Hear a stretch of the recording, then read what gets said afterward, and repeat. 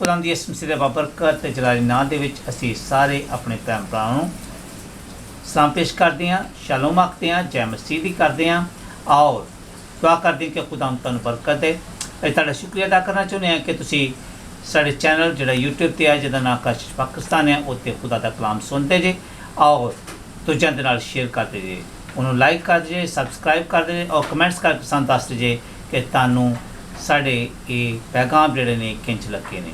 बहुत शुक्रिया भी सानूं बहुत प्यार देंदे जे और असीं हमेशा तुहाडे वास्ते दुआ करदे हां और तुहाडी रूहानी तरक्की लई खुदा दा कलाम जिहड़ा है वो पेश करदे हां। अज असीं एक नवें पैगाम दे नाल तुहाडी खिदमत दे विच हाज़र हां। मेरा नाम तारिक परवेज़ है और मैं काशिश पाकिस्तान दा खादिम हां और मेरी पूरी टीम जिहड़ी है वो साडे नाल मिल के खिदमत करदी है ताकि असीं तुहाडी रूहानी ताज़गी वास्ते, ईमान च मजबूती वास्ते खुदावंद दा कलाम पेश करिए ताकि तुसीं एक पाक साफ रूना ममूर हो के और खुदा दे कलाम नाल जुड़ के जिंदगी बसर करो ताकि तुसीं सारे बरकत पाओ। अज दा कलाम जिहड़ा है वो पंजाबी ज़बान दे विच पेश करांगे और ये हिजकियल दी किताब ओदा पहला बाब ओदी चौथी आयत तो लैके ते 16 आयत तक लिया गया वा और असी खुदावंद दा कलाम जिहड़ा है वो हुण सुनांगे और खुदावंद दा कलाम साडे को पढ़न वास्ते काशिश पाकिस्तान दे यूथ पास्टर जनाब नकीब तारिक साहब मौजूद ने ते मैं उन्हां दे अगे दरखास्त करांगा कि वो उर्दू ज़बान दे विच खुदावंद दा कलाम साडे लई पढ़न। आओ खुदावंद दी आवाज़ नूं सुनिए। और मैंने नज़र की तो क्या देखता हूँ कि शमाल से आंधी उठी, एक बड़ी घटा और लपटती हुई आग और उसके गिर्द रोशनी चमकती थी और उसके बीच से यानी उस आग में से सिकल किए हुए पीतल की सी सूरत जलवागर हुई और उसमें से 4 जानदारों की एक शोभा नज़र आई और उनकी शक्ल यूं थी कि वो इंसान से मुशाबा थे और हर एक के 4 चेहरे और 4 पर थे और उनकी टांगें सीधी थीं और उनके पाँव के तलवे बछड़े के पाँव के तलवे की माने थे और वो मांजे हुए पीतल की माने झलकते थे और उनकी चारों तरफ परों के नीचे इंसान के हाथ थे और चारों के चेहरे और पर यूं थे कि उनके पर एक दूसरे से बाहम पेवस्ता थे और वो चलते हुए मुड़ते ना थे बल्कि सब सीधे आगे बढ़े चले जाते थे। उनके चेहरों की मुशाबत यूं थी कि उन चारों का एक एक चेहरा इंसान का, एक एक शेर बब्बर का उनकी दाहिनी तरफ और उन चारों का एक एक चेहरा सांड का बाएं तरफ और उन चारों का एक एक चेहरा उकाब का था। आमीन। पाक कलाम का पढ़ा और सुना जाना हम सब के लिए बाइस बरकत हो, खुदा का शुक्र हो। आमीन। मेरे सिसो आज दे कलाम दा ये अनवान आ पई रूहानी बेदारी या लापरवाही, सुस्ती, काहली तो जागिए और ये वेकअप कॉल है। दूजे लफ्ज़ से कहेंगे रूहानी बेदारी या जागने के लिए आवाज़। मेरे चीज़ों असी व्यक्ति हैं कि हिजकियल नबी, हिजकियल लफ्ज़ का मतलब है खुदा जोर बख्शता है और हिजकियल नबी इस वक्त बाबल दी गुलामी दे विच और ये दरिया फरात चो एक नहर जिहड़ी निकलदी आ जिहदा नाम नहर कबार आ ਉਹਦੇ किनारे ते बैठा है और ये रोया वेखता है। रोया ते ख्वाब। रोया असी उदों वेखते हैं जदों असी जागते होंदे आ ते रूह दे विच उठाए जाने आ ते खुदा सानू वो चीज़ां विखाउंदा है जदों साडी रूह जिहड़ी है वो खुदा दी रूह दे नाल जाके कनैक्ट हो जाती है। रूहानी तौर पर असी बिल्कुल रिवाइव होने, बेदार होने, खुदा के कलाम नूं पढ़ते हैं, उसके मुताबिक जिंदगी बसर करते हैं तो फिर खुदा सानू रोया दिखा के ਆਪਣੇ ਕਲਾਮ ਨੂੰ ਸਾਡੇ ਤੇ ਨਾਜ਼ਲ ਕਰਦਾ ਹੈ ਤਾਂ ਸਾਡੀ ਰੂਹਾਨੀ ਤਰੱਕੀ ਤੇ ਈਮਾਨ 'ਚ ਮਜ਼ਬੂਤੀ ਵਾਸਤੇ ਸਾਡੀ ਰਹਿਨਮਾਈ ਕਰਦਾ ਹੈ। ਖਾਬ ਉਦੋਂ ਆਉਂਦਾ ਹੈ ਜਦੋਂ ਅਸੀਂ ਪੂਰੀ ਤਰ੍ਹਾਂ ਸੁੱਤੇ ਹੋਈਏ। ਔਰ ਇਹਦੇ ਨਾਲ ਅਸੀਂ ਇਹ ਵੇਖਦੇ ਹਾਂ ਕਿ ਰੋਇਆ ਖੁਦਾਵੰਦ ਹਿਜ਼ਕੀਏਲ ਨਬੀ ਨੂੰ ਵਿਖਾਉਂਦਾ ਹੈ। ਹਿਜ਼ਕੀਏਲ ਨਬੀ ਦਾ ਸ਼ੁਮਾਰ ਜਿਹੜਾ ਹੈ ਉਹ 4 ਵੱਡੇ ਨਬੀਆਂ ਦੇ ਵਿੱਚ ਹੁੰਦਾ ਹੈ, ਜਿਹਦੇ ਵਿੱਚ ਯਸਾਇਆ, ਯਰਮੀਆ, ਹਿਜ਼ਕੀਏਲ ਤੇ ਦਾਨੀਏਲ ਨੇ। ਇਹਨਾਂ ਦੀ ਕਿਤਾਬ ਦੇ ਸਾਈਜ਼ ਦੀ ਵਜ੍ਹਾ ਨਾਲ ਇਹਨਾਂ ਨੂੰ ਵੱਡੇ ਨਬੀ ਕਿਹਾ ਜਾਂਦਾ ਹੈ। ਔਰ ਇਹ ਇੱਕ ਕਾਇਨ ਨੇ ਔਰ ਨਾਲ ਇੱਕ ਨਬੀ ਵੀ ਨੇ ਔਰ ਖਿਦਮਤ ਦਾ ਕੰਮ ਕਰਦੇ ਨੇ। ਜਿਸ ਤਰ੍ਹਾਂ ਕਿ ਯਰਮੀਆ ਨਬੀ ਵੀ ਇੱਕ ਕਾਇਨ ਸੀ ਤੇ ਉਹ ਇੱਕ ਨਬੀ ਵੀ ਸੀ, ਜ਼ਿਕਰੀਆ ਇੱਕ ਕਾਇਨ ਵੀ ਸੀ ਤੇ ਇੱਕ ਨਬੀ ਵੀ ਸੀ। ਔਰ ਇਹ ਬਾਬਲ ਦੀ ਕਲਾਮੀ ਦੇ ਵਿੱਚ ਇਹ ਰੋਇਆ ਵੇਖਦਾ ਹੈ। ਅਸੀਂ ਆਮ ਜ਼ਿੰਦਗੀ ਦੇ ਵਿੱਚ ਵੇਖਦੇ ਹਾਂ ਕਿ ਜਦੋਂ ਅਸੀਂ ਹੋਟਲ ਦੇ ਵਿੱਚ ਜਾਂਦੇ ਹਾਂ ਤੇ ਜਾ ਕੇ ਤੇ ਸੌਂਦੇ ਹਾਂ ਤੇ ਅਸੀਂ ਜਿਹੜੇ ਕਸਟਮ ਸਰਵਿਸ ਦੇ ਲੋਕ ਹੁੰਦੇ ਨੇ ਉਹਨਾਂ ਨੂੰ ਕਹਿੰਦੇ ਨੇ ਵੀ ਮੈਂ 6 ਵਜੇ ਸਵੇਰ ਉੱਠਣਾ ਹੈ ਕਿਉਂਕਿ 7 ਵਜੇ ਜਿਹੜਾ ਮੈਂ ਹੋਟਲ 'ਚੋਂ ਨਿਕਲਣਾ ਹੈ ਤੇ ਮੇਰੀ 9 ਵਜੇ ਫਲਾਈਟ ਹੈ, ਮੈਂ ਉੱਥੇ ਪਹੁੰਚਣਾ ਹੈ ਤੇ ਮੈਨੂੰ ਚੁਕਾ ਦਿਓ ਜੀ।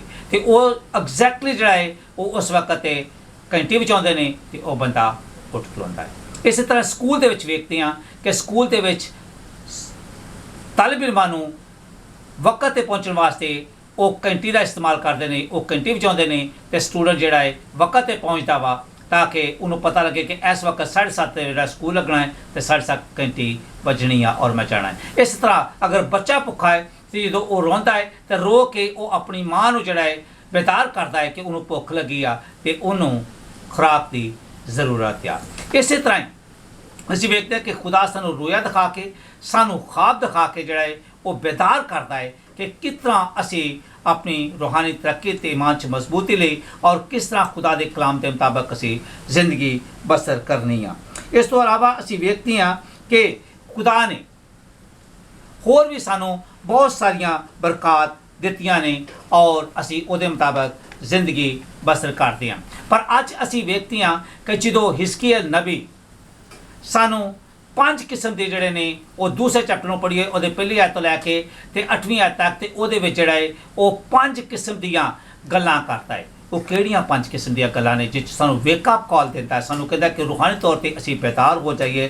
ਔਰ ਇਹ 5 ਫੋਲਡ ਜਿਹੜੀ ਵੇਕਅਪ ਕਾਲ ਆ, ਜਿਹੜੀ 5 ਪਹਿਲੂ ਜਿਹੜੀ ਵੇਕਅਪ ਕਾਲ ਆ। ਪਹਿਲੇ 'ਚ ਕਹਿੰਦਾ ਜਦੋਂ ਕਿ ਉੱਠ ਖੜੇ ਹੋ, ਸਟੈਂਡ ਅਪ ਜਿਹੜਾ ਵਾ ਉਹ ਦੂਸਰਾ ਬਾਪ, ਹਿਜ਼ਕੀਏਲ ਦੂਸਰਾ ਬਾਪ ਉਹਦੀ ਪਹਿਲੀ ਆਇਤ ਕਿ ਉੱਠ ਕੇ ਤੇ ਜਾ ਕੇ ਕੀ ਕਰ, ਲਿਸਨ ਅਪ, ਸੁਣ ਕਿ ਮੈਂ ਤੈਨੂੰ ਕੀ ਕਹਿਣ ਡਿਆ ਹੈ। ਦੂਜਾ ਬਾਪ ਉਹਦੀ ਦੂਸਰੀ ਆਇਤ ਵੇਖ ਕੇ ਤੈਨੂੰ ਕਹਿੰਦਾ ਕਿ ਗੌਰ ਤੇ ਨਾਲ ਮੇਰੀ ਗੱਲ ਨੂੰ ਸੁਣ, ਤਾਂ ਕਿ ਤੂੰ ਜਦੋਂ ਸੁਣਦੇ ਹਾਂ ਤੇ ਅਸੀਂ ਚੰਗੀ ਤਰ੍ਹਾਂ ਉਹਨੂੰ ਸਮਝਦੇ ਹਾਂ। ਇਸ ਵਾਸਤੇ ਖੁਦਾਵੰਦ ਦਾ ਕਲਾਮ ਕਹਿੰਦਾ ਕਿ ਜਿਹਦੇ ਕੰਨ ਹੋਣ ਉਹ ਸੁਣਨ ਕਿ ਖੁਦਾਵੰਦ ਦਾ ਕਲਾਮ ਕੀ ਕਹਿੰਦਾ ਹੈ, ਰੂਹ ਕੀ ਕਹਿੰਦਾ ਹੈ। ਤੇ ਜਦੋਂ ਅਸੀਂ ਤਵੱਜਾ ਦੇ ਨਾਲ ਤੇ ਪੂਰੇ ਆਪਣੇ ਦਿਲ ਦੇ ਨਾਲ ਖੁਦਾਵੰਦ ਦੇ ਕਲਾਮ ਨੂੰ ਸੁਣਦੇ ਹਾਂ ਤੇ ਫਿਰ ਸਾਨੂੰ ਉਹਦੀ ਪੂਰੀ ਸਮਝ ਲੱਗਦੀ ਆ। ਔਰ ਤੀਜੀ ਵਾਰੀ ਕਹਿੰਦਾ ਹੈ ਹਿਜ਼ਕੀਏਲ ਨਬੀ ਨੂੰ ਕਿ ਗੋ ਅਪ, ਉੱਠ ਤੇ ਜਾ ਤੇ ਉਹਨਾਂ ਲੋਕਾਂ ਤੱਕ ਖੁਦਾ ਦਾ ਕਲਾਮ ਲੈ ਕੇ ਜਾ ਜਿਹੜੇ ਖੁਦਾ ਦੇ ਕਲਾਮ ਨੂੰ ਨਹੀਂ ਸੁਣਦੇ ਔਰ ਉਹਨਾਂ ਨੇ ਆਪਣੇ ਕੰਨਾਂ 'ਚ ਰੂਹ ਦਿੱਤਾ ਹੋਇਆ ਵਾ, ਖੁਦਾ ਦੇ ਕਲਾਮ ਤੋਂ ਲਾਪਰਵਾਹੀ ਵਰਤਦੇ, ਨਾਫਰਮਾਨ ਮੇਰੇ ਲੋਕ ਨੇ। ਮੈਨੂੰ ਪਤਾ ਹੈ ਕਿ ਉਹ ਤੇਰੀ ਮੁਖਾਲਫਤ ਕਰਨਗੇ, ਲੇਕਿਨ ਤੂੰ ਉਹਨਾਂ ਦੇ ਚਿਹਰਿਆਂ ਤੋਂ ਨਾ ਡਰ। ਫਿਰ ਉਸ ਤੋਂ ਬਾਅਦ ਅੱਗੇ ਕੀ ਕਹਿੰਦਾ ਹੈ ਕਿ ਚੌਥੀ ਗੱਲ ਕਰਦਾ ਹੈ ਕਿ ਸਪੀਕ ਅਪ, ਉੱਠ ਤੇ ਪ੍ਰਚਾਰ ਕਰ। ਸਾਨੂੰ ਖੁਦਾਵੰਦ ਦਾ ਕਲਾਮ ਕਹਿੰਦਾ ਹੈ ਕਿ ਜਾਓ ਦੁਨੀਆ ਦੇ ਵਿੱਚ ਜਾ ਕੇ ਤੇ ਅੰਜੀਲ ਦੀ ਮਨਾਦੀ ਕਰੋ। ਔਰ ਉਹ ਲੋਕ ਜਿਹੜੇ ਭਟਕੇ ਹੋਏ ਨੇ, ਉਹ ਲੋਕ ਜਿਹੜੇ ਖੁਦਾ ਦੇ ਕਲਾਮ ਤੋਂ ਦੂਰ ਨੇ, ਕਿਉਂਕਿ ਵਕਤ ਆਉਂਦਾ ਕਿ ਖੁਦਾ ਦਰਵਾਜ਼ਾ ਬੰਦ ਕਰ ਦੇਗਾ, ਵਕਤ ਆਉਂਦਾ ਕਿ ਖੁਦਾ ਦੇ ਕਲਾਮ ਦਾ ਕਾਲ ਪਏਗਾ, ਵਕਤ ਆਉਂਦਾ ਕਿ ਖੁਦਾਵੰਦ ਜਿਹੜਾ ਵਾ 5 ਤੇ 10 ਵਾਰੀਆਂ ਜਿਹੜੀਆਂ ਸਨ ਉਹਨਾਂ ਦੀ ਤਰ੍ਹਾਂ 5 ਜਿਹੜੀਆਂ ਅੰਦਰ ਹੋ ਗਈਆਂ ਨੇ ਉਹਨਾਂ ਨੂੰ ਦਾਖਲ ਕਰ ਲੇਗਾ, ਜਿਹੜੇ ਖੁਦਾ ਦੇ ਕਲਾਮ ਤੇ ਜਿਹੜੇ ਨੇ ਅਮਲ ਕਰਦੇ, ਜਿਹੜੇ ਨਹੀਂ ਕਰਦੇ ਉਹਨਾਂ ਦਾ ਇਨਸਾਫ ਕਰੇਗਾ ਔਰ ਖੁਦਾਵੰਦ ਉਹਨਾਂ ਨੂੰ ਹਮੇਸ਼ਾ ਦੀ ਅੱਗ ਦੇ ਵਿੱਚ ਸੁੱਟੇਗਾ ਜਿੱਥੇ ਰੋਣਾ ਤੇ ਦੰਦਾਂ ਦਾ ਪੀਸਣਾ ਹੋਏਗਾ ਔਰ ਇਹ ਰੂਹਾਨੀ ਤੇ ਜਿਸਮਾਨੀ ਦੋਵੇਂ ਮੌਤ ਦਾ ਸਬਬ ਬਣੇਗੀ। ਖੁਦਾਵੰਦ ਕਿਸੇ ਦੀ ਹਲਾਕ ਨਹੀਂ ਚਾਹੁੰਦਾ, ਬਲਕਿ ਉਹ ਚਾਹੁੰਦਾ ਕਿ ਸਾਰਿਆਂ ਦੀ ਤੋਬਾ ਤੱਕ ਨੌਬਤ ਪਹੁੰਚੇ। ਔਰ ਅੱਜ ਇਹ ਖੁਦਾਵੰਦ ਦਾ ਕਲਾਮ ਜਿਹੜਾ ਹੈ ਉਹ ਤੁਹਾਨੂੰ ਦੱਸਦਾ ਹੈ ਔਰ ਹਿਜ਼ਕੀਏਲ ਨਬੀ ਨੂੰ ਇਹਦੇ ਵਾਸਤੇ ਇਸਤੇਮਾਲ ਕਰਦਾ ਹੈ। ਔਰ ਬਹੁਤ ਸਾਰੇ ਅੱਜ ਖਾਦਮਾਂ ਨੂੰ, ਬਹੁਤ ਸਾਰੇ ਪਾਦਰੀ ਸਾਹਿਬਾਨ ਨੂੰ, ਬਹੁਤ ਸਾਰੇ ਐਸੇ ਮੁਬਸ਼ਰਾਂ ਨੂੰ, ਬਹੁਤ ਸਾਰੇ ਐਸੇ ਲੀਡਰਸ ਨੂੰ ਜਿਹੜਾ ਵਾ ਖੁਦਾਵੰਦ ਇਸਤੇਮਾਲ ਕਰਦਾ ਹੈ। ਔਰ ਖੁਦਾਵੰਦ ਆਪਣੀ ਆਵਾਜ਼ ਨੂੰ ਜਿਹੜਾ ਹੈ ਉਹ ਕਹਿੰਦਾ, ਉਹਦੀ ਆਵਾਜ਼ ਤੇ ਜਿਹੜੇ ਨੇ ਉਹ ਕਹਿੰਦੇ ਨੇ ਕਿ ਠੀਕ ਹੈ ਅਸੀਂ ਤੇਰੇ ਨਾਲ ਆਉਣ ਵਾਸਤੇ ਤਿਆਰ ਹਾਂ। ਔਰ ਉਸ ਖੁਦਾ ਦੇ ਕਲਾਮ ਤੇ ਅਮਲ ਕਰਦਾ ਹੈ ਕਿ ਬਸ ਤੁਮ ਸਭ ਕੌਮਾਂ में जाकर इंजील की मिला ਮਨਾਦੀ ਕਰੋ ਔਰ ਉਹ ਖੁਦਾ ਦੇ ਕਲਾਮ ਦੀ ਇੰਜੀਲ ਦੀ ਮਨਾਦੀ ਕਰਦੇ ਨੇ ਕਿਉਂਕਿ ਮੱਤੀ ਦੀ ਇੰਜੀਲ ਜਿਹੜਾ ਹੈ ਉਹ ਤੀਸਰੇ ਬਾਬ ਉਹਦੇ 10ਵੀਂ ਆਇਤ ਤੋਂ ਲੈ ਕੇ 12ਵੀਂ ਆਇਤ ਵਿੱਚ ਲਿਖਿਆ ਕਿ ਖੁਦਾ ਦੇ ਕਲਾਮ ਦੇ ਉੱਤੇ ਜਿਹੜਾ ਹੈ ਉਹ ਦੱਸਦਾ ਹੈ ਕਿ ਖੁਦਾ ਦਾ ਕਲਾਮ ਦੱਸਦਾ ਹੈ ਕਿ ਦਰਖਤ ਦੀ ਜੜ ਤੇ ਕੁਲਹਾੜਾ ਰੱਖਿਆ ਗਿਆ ਹੈ ਤੇ ਜਿਹੜਾ ਦਰਖਤ ਚੰਗਾ ਫਲ ਨਹੀਂ ਹੁੰਦਾ ਉਹਨੂੰ ਕੱਟਿਆ ਤੇ ਅੱਗ ਦੇ ਵਿੱਚ ਸੁੱਟਿਆ ਜਾਏਗਾ। ਇਸ ਵਾਸਤੇ ਖੁਦਾ ਦੇ ਕਲਾਮ ਦੀ ਜਿਹੜੀ ਹੈ ਮਨਾਦੀ ਕਰਨਾ ਬਹੁਤ ਜ਼ਰੂਰੀ ਹੈ। ਤੇ ਹਿਜ਼ਕੀਏਲ ਤੀਸਰੇ ਬਾਬ ਦੇ ਵਿੱਚ ਕਹਿੰਦਾ ਹੈ ਕਿ ਜੇ ਤੂੰ ਕਲਾਮ ਸੁਣਾ ਦਿੱਤਾ ਔਰ ਗੁਨਾਹਗਾਰ ਨੇ ਤੋਬਾ ਕਰ ਲਈ ਤੇ ਤੂੰ ਨਜਾਤ ਪਾ ਗਿਆ, ਤੇਰੀ ਰੂਹ ਬਚ ਗਈ। ਤੇ ਜੇ ਅਗਰ ਉਹ ਤੇਰੀ ਗਫਲ ਦੀ ਵਜ੍ਹਾ ਤੋਂ ਕਲਾਮ ਨਾ ਸੁਣ ਸਕਿਆ ਤੇ ਮੈਂ ਉਹਦੇ ਖੂਨ ਦੀ ਵੀ, ਉਹਦੀ ਮੌਤ ਦੀ ਵੀ, ਉਹਦੀ ਜਿਹੜੀ ਰੂਹਾਨੀ ਤਬਾਹੀ ਦੀ ਪੁੱਛਗਿੱਛ ਵੀ ਤੇਰੇ ਕੋਲੋਂ ਕਰਾਂਗਾ। ਇਸ ਵਜ੍ਹਾ ਸਾਡੇ ਸਾਰਿਆਂ ਦਾ ਮਸੀਹ ਜਿਹੜੇ ਸਾਰੇ ਲੋਕ ਨੇ ਜਿਨ੍ਹਾਂ ਨੇ ਨਜਾਤ ਪਾ ਲਿਆ ਉਹਦਾ ਫਰਜ਼ ਬਣਦਾ ਕਿ ਖੁਦਾ ਦੇ ਕਲਾਮ ਦੀ ਮਨਾਦੀ ਕਰੀਏ ਔਰ ਉਹਦਾ ਪ੍ਰਚਾਰ ਕਰੀਏ ਔਰ ਅਸੀਂ ਉੱਠੀਏ। ਔਰ ਇਸ ਤਰ੍ਹਾਂ ਅੱਗੇ ਗੱਲ ਕਰਦਾ ਹੈ ਕਿ ਪੰਜਵੀਂ ਗੱਲ ਕਰਦਾ ਹੈ ਕਿ ਆਪਣੇ ਦਿਲ ਕੋ ਖੋਲ, ਓਪਨ ਅਪ, ਸਾਰਿਆਂ ਦੇ ਵਾਸਤੇ ਖੁਦਾਵੰਦ ਦਾ ਕਲਾਮ ਜਿਹੜਾ ਹੈ ਉਹ ਪੇਸ਼ ਕਰ। ਮੇਰੇ ਅਜ਼ੀਜ਼ੋ ਅੱਜ ਇਸ ਤਰ੍ਹਾਂ ਗੌਰ ਕਰਨਾ ਹੈ ਕਿ ਬਨੀ ਇਸਰਾਈਲ ਕੌਮ ਨੇ ਖੁਦਾ ਦੀ ਨਾਫਰਮਾਨੀ ਕੀਤੀ ਆ ਤੇ ਖੁਦਾ ਦੀ ਨਾਫਰਮਾਨੀ ਕਰਕੇ ਉਹਨੇ ਗੁਲਾਮੀ ਦੇ ਵਿੱਚ ਗਏ ਨੇ ਤੇ ਉਹਨਾਂ ਨੇ ਕੀ ਖੋਇਆ। ਪਹਿਲੀ ਗੱਲ ਉਹ ਵੇਖਦੇ ਆ ਕਿ ਉਹਨਾਂ ਨੇ ਆਪਣਾ ਮੁਲਕ ਜਿਹੜਾ ਹੈ ਉਹ ਖੋ ਦਿੱਤਾ ਹੈ, ਜਿਹਦੇ ਵਿੱਚ ਉਹ ਰਹਿੰਦੇ ਸਨ ਉਹ ਖੋ ਦਿੱਤਾ ਹੈ। ਦੂਜੀ ਗੱਲ ਜਿਹੜੀ ਹੈ ਵਾ ਆਪਣਾ ਸ਼ਹਿਰ ਮੁਕੱਦਸ ਯਰੂਸ਼ਲਮ ਜਿਹੜਾ ਵਾ ਉਹ ਖੋ ਦਿੱਤਾ ਹੈ। ਤੀਜੀ ਗੱਲ ਜਿਹੜੀ ਆਪਣੀ ਆਜ਼ਾਦੀ ਤੇ ਖੁਦ ਮੁਖਤਾਰੀ ਜਿਹੜੀ ਆ ਵਾ ਉਹ ਖੋ ਦਿੱਤੀ ਆ। ਚੌਥੀ ਗੱਲ ਜਿਹੜੀ ਖੈਕਲ ਜਿੱਚ ਇਬਾਦਤ ਕਰਦੇ ਸਨ ਉਹ ਖੋ ਦਿੱਤੀ ਆ। ਪੰਜਵੀਂ ਗੱਲ ਜਿਹੜੀ ਹੈ ਵਾ ਖੁਦਾ ਤੇ ਉਹਦੇ ਜਿਹੜੀ ਉਮੀਦ ਸੀ ਕਰਨ ਦੀ ਉਹ ਉਹਨਾਂ ਨੇ ਖੋ ਦਿੱਤੀ ਆ। ਔਰ ਪਾਕ ਖਿਦਮਤ ਜਿਹੜੀ ਹੈਕਲ ਦੇ ਵਿੱਚ ਦੇ ਸਨ ਉਹ ਉਹਨਾਂ ਨੇ ਖੋ ਦਿੱਤੀਆਂ ਨੇ ਔਰ ਆਪਣੀ ਸ਼ਨਾਖਤ ਖੋ ਦਿੱਤੀ ਆ। ਅੱਜ ਦੇ ਇਸ ਹਵਾਲੇ ਦੇ ਵਿੱਚ ਅਗਰ ਅਸੀਂ ਗੌਰ ਕਰੀਏ ਤੇ ਅਸੀਂ ਵੇਖਦੇ ਹਾਂ ਕਿ ਚਾਰ ਜਾਨਦਾਰ ਜਿਹੜਾ ਹੈ ਉਹ ਖੁਦਾਵੰਦ ਹਿਜ਼ਕੀਏਲ ਨਬੀ ਨੂੰ ਵਿਖਾਉਂਦਾ ਹੈ। ਇਹ ਕੀ ਖੁਦਾਵੰਦ ਦਿਖਾਉਣਾ ਚਾਹੁੰਦਾ ਹੈ? ਖੁਦਾ ਜਦੋਂ ਵੇਖਦਾ ਹੈ ਕਿ ਉਹ ਜਾਨਦਾਰ ਐਸੇ ਨੇ ਜਿਨ੍ਹਾਂ ਦੇ ਹਰ ਤਰਫ ਅੱਖਾਂ ਹੀ ਅੱਖਾਂ ਨੇ, ਉਹ ਚਾਰੋਂ ਤਰਫ ਵੇਖਦੇ ਨੇ, ਇਹ ਖੁਦਾ ਦੀ ਇਖਤਿਆਰ ਨੂੰ, ਉਹਦੀ ਅਜ਼ਮਤ ਨੂੰ, ਉਹਦੀ ਬਜ਼ੁਰਗੀ ਨੂੰ ਜ਼ਾਹਰ ਕਰਦੇ ਨੇ ਕਿ ਖੁਦਾ ਜਿਹੜਾ ਹੈ ਉਹ ਹਰ ਤਰਫ ਵੇਖਦਾ ਹੈ। ਜ਼ਬੂਰ 139 ਦੇ ਵਿੱਚ ਲਿਖਿਆ ਹੈ ਕਿ ਉਹ ਸਾਡਾ ਉੱਠਣਾ ਬੈਠਣਾ ਚੱਲਣਾ ਫਿਰਨਾ ਸਭ ਕੁਝ ਜਾਣਦਾ ਹੈ ਕਿਉਂਕਿ ਉਹਨੇ ਸਾਨੂੰ ਅੱਗੋਂ ਪਿੱਛੋਂ ਘੇਰ ਰੱਖਿਆ ਹੈ।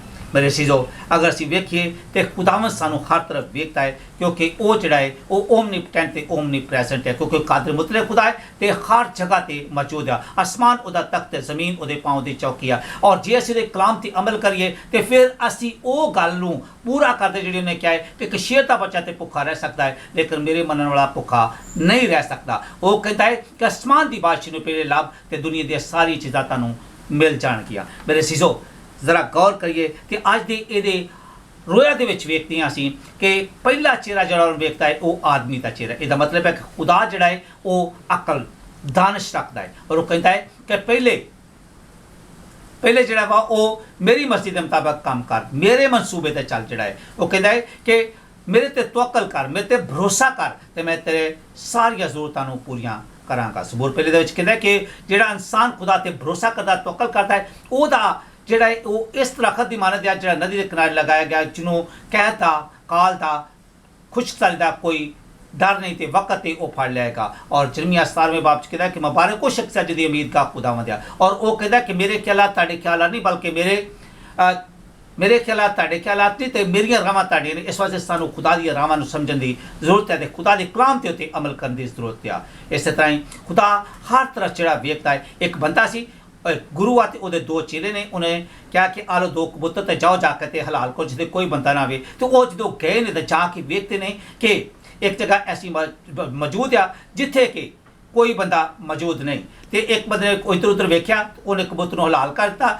ਦੂਜਾ ਜਿਹੜਾ ਹੈ ਵਾ ਉਹ ਵਾਪਸ ਲੈ ਆਇਆ ਤੇ ਉਹਨੇ ਪੁੱਛਿਆ ਵੀ ਤੂੰ ਹਲਾਲ ਕਿਉਂ ਨਹੀਂ ਕੀਤਾ? ਉਹਨੇ ਕਿਹਾ ਭਈ ਜਿੱਥੇ ਮੈਂ ਚਾਹੁੰਦਾ ਖੁਦਾ ਉੱਥੇ ਮੌਜੂਦ ਸੀ। ਇਸ ਤਰ੍ਹਾਂ ਖੁਦਾ ਜਿਹੜਾ ਹੈ ਉਹ ਸਾਨੂੰ ਹਰ ਜਗ੍ਹਾ ਤੇ ਵੇਖਦਾ ਹੈ ਤੇ ਖੁਦਾ ਅਕਲ ਰੱਖਦਾ ਹੈ। ਜ਼ਰੂਰਤ ਇਸ ਗੱਲ ਦੀ ਆ ਕਿ ਸਾਨੂੰ ਖੁਦਾ ਦੇ ਖਿਆਲਾਂ ਨੂੰ ਸਮਝਣਾ ਚਾਹੀਦਾ ਹੈ। ਖੁਦਾ ਦੀਆਂ ਰਾਹਾਂ ਨੂੰ ਸਮਝਦਾ ਕਿ delight yourself in the light of God and he will give you the desire of your heart. ਆਪਣੇ ਦਿਲ ਤੋਂ ਖੁਦਾਵੰਦ ਨੂੰ ਖੁਸ਼ ਕਰ ਤੇ ਖੁਦਾਵੰਦ ਤੇ ਭਰੋਸਾ ਕਰ। ਇਸ ਦਾ ਪੂਰੇ ਦਿਲ ਨਾਲ ਖੁਦਾਵੰਦ ਤੇ ਭਰੋਸਾ ਕਰ ਔਰ ਤੇਰੀਆਂ ਸਾਰੀਆਂ ਰਾਹਾਂ ਨੂੰ ਸਿੱਧਾ ਬਣਾਏਗਾ ਤੇ ਤੈਨੂੰ ਬਰਕਤ ਦੇਗਾ। ਕਹਿੰਦਾ ਹੈ ਕਿ trust in the Lord and do not depend on your own understanding and he will make your way, make your path straight.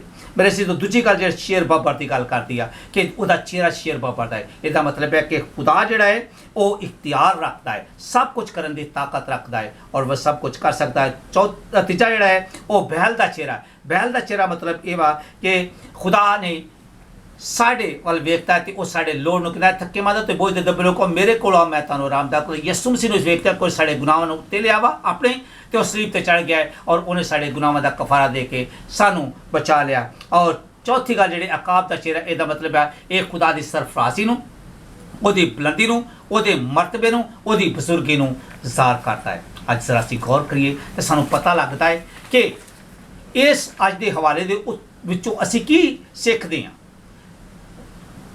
खुदा के कलाम के लिखा है, सोने वाले जाग और मुर्दों में से जी उठ तो तुझ पर मसीह का नूर चमकेगा। आज किन्ने मसीह दुनिया के विच ने, कितने ऐसे लोग ने जेड़े कि गुनाह ना भरी जिंदगी बसर करते हैं, जेड़े खुदा तो दूर ने, जेड़े कि बुत परस्ती करते हैं, जेड़े कि गुनाह की दलदल च फसे हुए ने, जेड़े बुरे काम करते हैं, जेड़े कि हजे तक भी नेड़े दे विच ने। खुदा उन्होंने आवाज़ दिंदा है, कहता है कि उठ।